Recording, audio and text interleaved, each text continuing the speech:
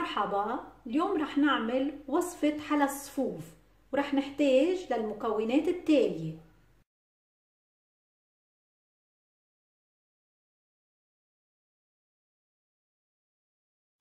بالحليب رح نحط عليه السكر وندوب السكر بالحليب.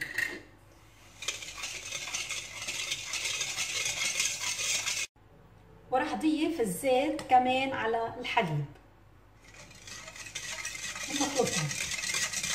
وهون بجار تاني عندي الطحين، رح ضيف عليه كل المواد الناشفة، البيكنج باودر والسميد والملح.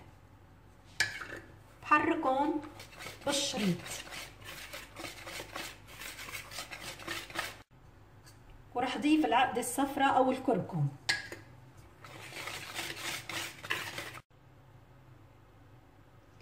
هون هلا رح ضيف الخليط السائل يلي عملته على الطحين وعجينة الصفوف. هيك بتكون بعد ما خلطت كل المكونات مع بعضها بهاللون وهالكثافة. بنحمل فرن على درجة حرارة 180 من الجهة السفلية، وبندهن الصينية بطحينة السمسم أو بالزبدة ومنرش عليه طحين. وهيك بنضيف عجينة الصفوف،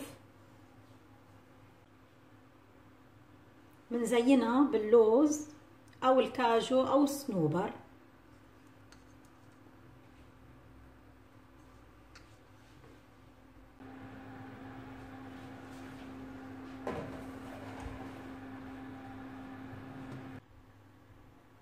وهيك بكون انتهيت من خبز الصفوف. وانا هلا رح احط بعود الاسنان بجرب، بتطلع ما بيعلق عليها شي، معناتها كتير منيح.